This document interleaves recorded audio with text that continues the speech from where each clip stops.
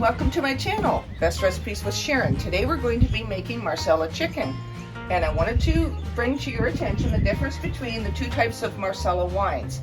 So just remember that there's a difference between the dry wine and the sweet wine. One's for cooking, one is more for baking. And if you just keep that in mind, it makes a huge difference on the flavor. I found that out for myself. So I'm just passing that along. This is the one we're using for Marsala today, a dry wine. These wines will bring out the umami of cooking. They will bring out the essence of deliciousness and flavor. So let's go to the kitchen and get cooking. Come on, let's go to the kitchen. I'm about to show you my chef-style chicken marsala recipe. This recipe has distinct and complex flavors and aromas. It teases the taste receptors on the tongue. And I made sure I got it just right so that it would taste like that highly sought after dish that you would order at an Italian restaurant. So alright, let's get right to it. Start by measuring out between 1/4 and 1/2 cup of flour and sprinkle a generous amount of salt and pepper into that. Dump it into a large Ziploc bag and set it aside. And now to prepare the chicken breasts. Take 4 or 5 chicken breasts and cut them in half to make them into smaller sizes. When you go to pound them down and tenderize them, they will become much larger. And pound them down until they become about 1/4 of an inch to maybe 1/2 inch thick, but 1/4 inch is probably better. It will cook through nicer for you and be much more tender. Add 1 tablespoon of extra virgin olive oil to a large frying pan. Then add 2 tablespoons of unsalted butter. This combination helps it to both taste and brown better. Melt your butter over medium to high heat. Put your chicken pieces in the Ziploc baggie and then place the dusted flour pieces into the hot frying pan. And continue cooking your chicken at medium-high heat until it's golden brown underneath, flipping it only once. You can check it partway through the cooking process, but the first side will probably take 5 to 10 minutes. And then you turn it over and cook the other side until it's golden brown. The times will vary depending on the type of pan that you use. It'll cook differently. And once you have the chicken browned up nicely to your satisfaction, remove it from the pan, place it on a plate, and keep the drippings in the pan exactly like it is because you'll build your sauce in this. Now let's make the best Marsala wine sauce ever. I use button mushrooms. I wash them really well and then slice them up nicely.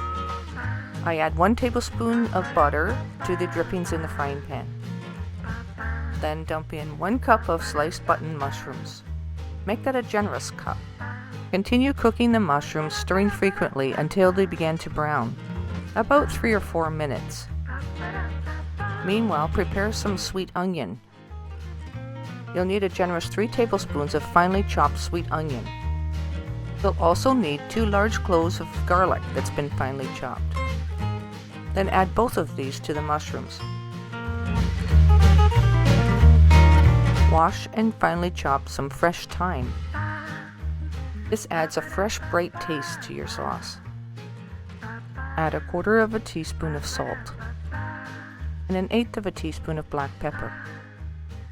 And continue to cook this together for another 1 or 2 minutes, stirring it frequently. Now on to the liquids. You'll need 2/3 of a cup of heavy cream and 2/3 of a cup of Marsala dry cooking wine, so 2/3 of a cup of chicken broth.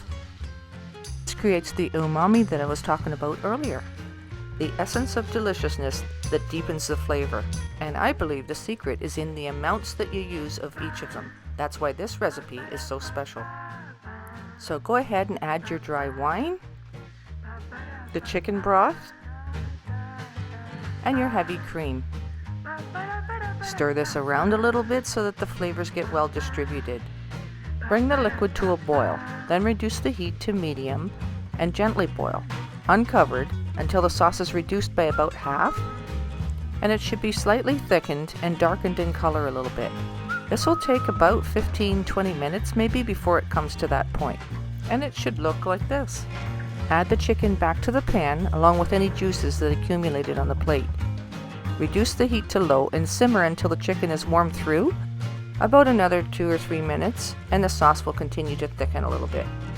This has such an appetizing aroma to it right now. I absolutely love this dish, so I can't wait to have some. So to top it off, I wash and chop some fresh Italian parsley and garnish the top of it with that, and you're ready to serve. And I like to serve it with roasted potatoes and carrots. You can serve it with pasta if you wish. Either way, this sauce is absolutely extraordinary. The earthy sweet flavors pair so well together that it makes you want to take another bite. Even though this is a fairly expensive plate at a restaurant, you can make this at home in less than an hour. And this is something you can serve to your whole family. The alcohol content evaporates in the cooking and just leaves behind the nice flavors of the wine itself. Little tidbit of information, Marsala wine was discovered in the 1700s, and it was known for its ability to keep so it would ship easy. They would serve it between the first and second course in a meal as a drink to cleanse the palate. But now we tend to use it more in cooking and baking. I hope you enjoyed today's episode of Best Recipes with Sharon, and until next time, happy eating, everyone.